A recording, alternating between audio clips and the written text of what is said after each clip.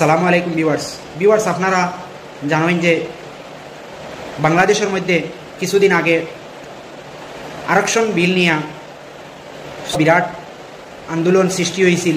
ছাত্রত্বাকে পুরা বাংলাদেশের জনগণ সাপোর্টে আইয়া ছাত্র কিছু মারাও গেছেন।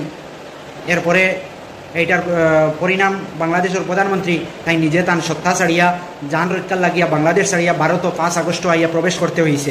এইটা তো আপনি তো জানেন।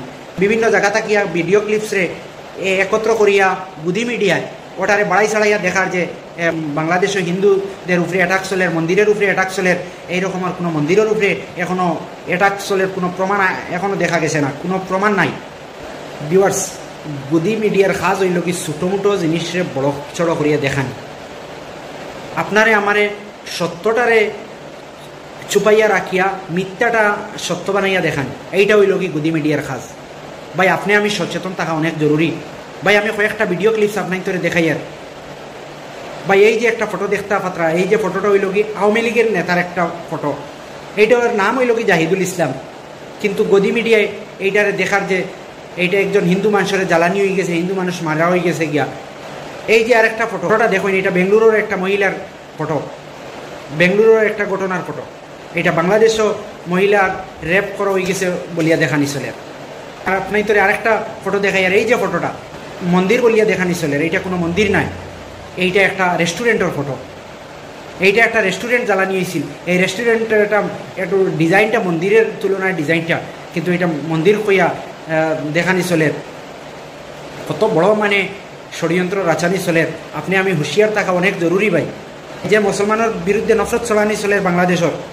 এখন বাংলাদেশের একটা মুসলমান ছেলে, একটা ছাত্র সংগঠনের ছেলে মাইক অ্যানাউন্স করিয়া যে কথাটা কর আপনি শুনেন, বাংলাতে বুঝতে পারবা আপনি। সম্মানিত এলাকাবাসী, বৈষম্য বিরোধী ছাত্র আন্দোলনের পক্ষ থেকে আপনাদেরকে অনুরোধ করা যাচ্ছে যে দেশের এই উত্তপ্ত পরিস্থিতিতে আমরা যেন সাম্প্রদায়িক সম্প্রীতি বজায় রাখি এবং পরাজিত কুচক্রী মহলের হাত থেকে প্রত্যেক সংখ্যালঘু সনাতন ধর্মী এবং জনসাধারণের জানমালের নিরাপত্তা দেওয়া আপনার, আমার এবং সকলের দায়িত্ব। তাই আমরা সবাই যেন সচেতন থাকি। তাইলে শুনছই, সচেতন করিয়াদের যাতে কোনো বিবাদ সৃষ্টি না হয়, কোনো দ্বন্দ্ব না হয়। একটা ভিডিও দেখবেন, একজন হিন্দু ব্যক্তি তাই বাংলাদেশের বিষয়ে কি কথা কইছেন আপনারা শুনুন। কাল বিকালে শেখ হাসিনার পদত্যাগের পরে এদেশের হিন্দু সম্প্রদায় মনে করেছিল যে তাদের উপর বিশাল একটা হামলা, লুটপাট, অগ্নিসংযোগের ঘটনা ঘটবে। কিন্তু গতকাল বিকালেই বিএনপি এবং জামাতের নেতারা তাদের নেতৃবৃন্দকে হিন্দুদের বাড়িতে হামলা, লুটপাট, অগ্নিসংযোগ যাতে না হয় এবং প্রত্যেক মন্দিরে যাতে পাহারা দেয় সেই ব্যবস্থা করার নির্দেশ দেয়। এবং গতকাল থেকে আমরা দেখেছি সেই পাহারা দিয়েছে। সাধারণভাবে হিন্দুদের উপরে বড় কোনো মন্দিরে কোনো হামলার ঘটনা ঘটে নাই। কিছু আওয়ামী লীগের হিন্দু নেতা আছে যারা বিভিন্ন সময় লম্পঝম্প করেছিল, তাদের বাড়িতে, শুধু হিন্দু বাড়ি না, মুসলিম আওয়ামী লীগ নেতাদের বাড়িতে হামলা হয়েছে, লুটপাট হয়েছে এবং সামান্য কিছু সুযোগ সন্ধানী এলাকা ভিত্তিক তারা কিছু সামান্য মন্দিরে হামলা করেছে, সেটা ব্যাপক বিষয় না। কিন্তু আমরা দেখলাম যে ভারতের রিপাবলিক এইটাকে নিয়ে ব্যাপকভাবে রিউমার ছড়াচ্ছে, নানান কিছু মিলে উদ্ভট কথাবার্তা বলছে। এবং আজকে দেখলাম শেখ হাসিনার নিয়ে তারা কাহিনী তৈরি করছে, বঙ্গবন্ধুর স্ট্যাচু মানে ভাঙছে, সেটা নিয়ে তারা খুব দুঃখে সাগরে ভাসছে।